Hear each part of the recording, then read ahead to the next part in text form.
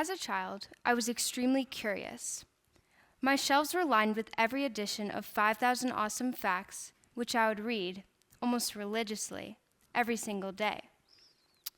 I would, often to the irritation of my family, ask questions about everything under the sun.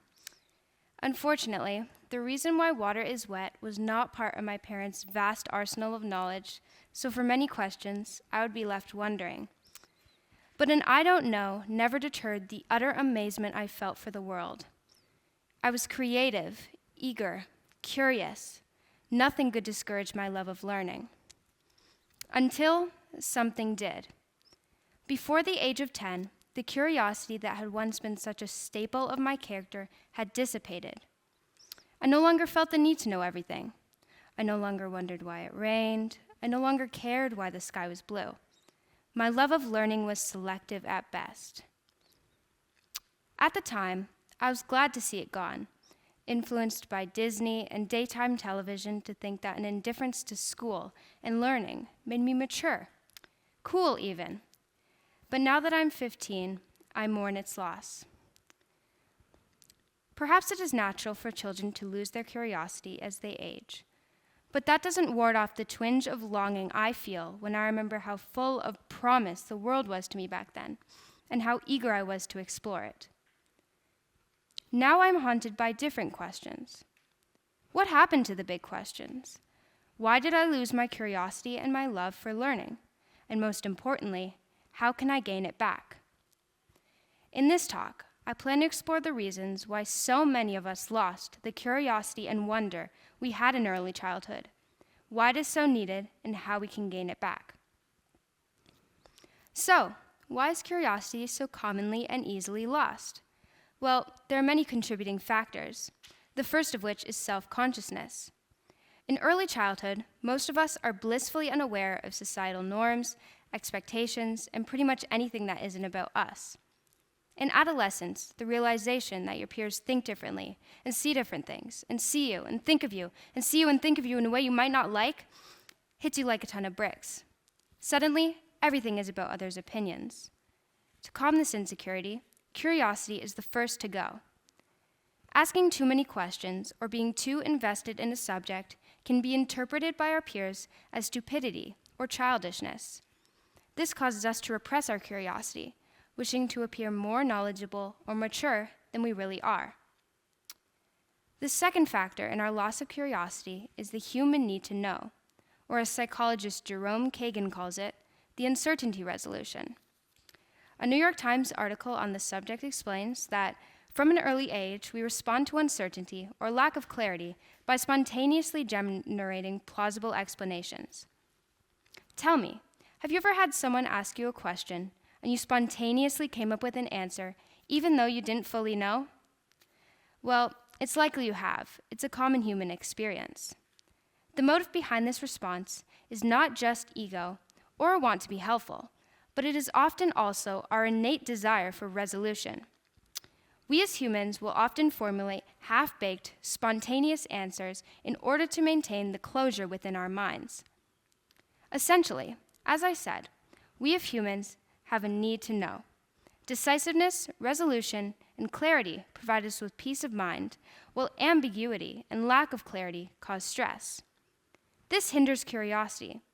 We stop asking questions we can't immediately answer, as unanswered questions cause stress. We also stop thoroughly investigating questions, as we believe our spontaneous answers to be true resolutions. Now, while these are both factors, the loss of curiosity as we age is also natural. As daily life becomes more repetitive, we become less observant and less curious.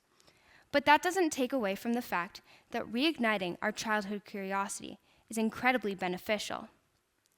So, you may be wondering, why is curiosity so important? Why is it lacking in today's society? Did this girl peak at age 5? And those are all reasonable questions. Curiosity is one of the most important factors in determining one's success in learning. Curious learners have always been proven to outperform those indifferent to a subject. A study done at California at Davis in 2013 proved that highly curious participants were 30% more likely to retain information than less eager participants. Other studies have shown that highly curious participants were more likely to form exciting and original ideas and more likely to be open to others' opinions. Millions of people saw apples fall, but it was Newton who asked why. Curiosity is passion, motivation, drive. Curiosity motivates people to learn about subjects and concepts, but it also motivates people to learn about themselves, what interests them, where they find enjoyment, and what they are truly passionate about. As a child, I loved to learn about animals, specifically penguins. When my teacher would ask, "What do you want to be when you grow up?" It seemed the most simple question in the world. A zookeeper, obviously. Even my mother's talk of having to clean up elephant excrement did not discourage my dream of zookeeping. But change comes naturally with age, and today I no longer desire the life of a zookeeper. However, instead of my passion and curiosity shifting from animals to another subject, both seem to disappear altogether. For years, my lack of passion for anything made me feel unmotivated and directionless, and the thought of having to choose a career path still strikes enormous stress within me. I know that many of my peers also feel this way, with 70% of students fearing having to choose a career path. If we had retained the curiosity that we experienced as children, we would have been more motivated to explore new subjects and topics, which would assist us in finding our passions, lessening our directionlessness. Overall, curiosity is incredibly underappreciated as a source of direction, fulfillment, motivation, and passion. Now, young children can still be encouraged to nurture their curiosity throughout life. But we, who have likely already lost our curiosity, should not lose hope either. There are many simple habits we can incorporate into our daily routine to nurture our curiosity. The first of which is to try new things. It can be difficult to feel wonder or be curious about things that have become so normal to us, but trying new things and stepping out of our comfort zones can encourage curiosity in ways that nothing else can. Learning about new subjects and topics that interest you can help you in building a healthy relationship with learning. But above all else, don't be afraid to ask the big questions of yourself, of others, of anyone you feel comfortable with.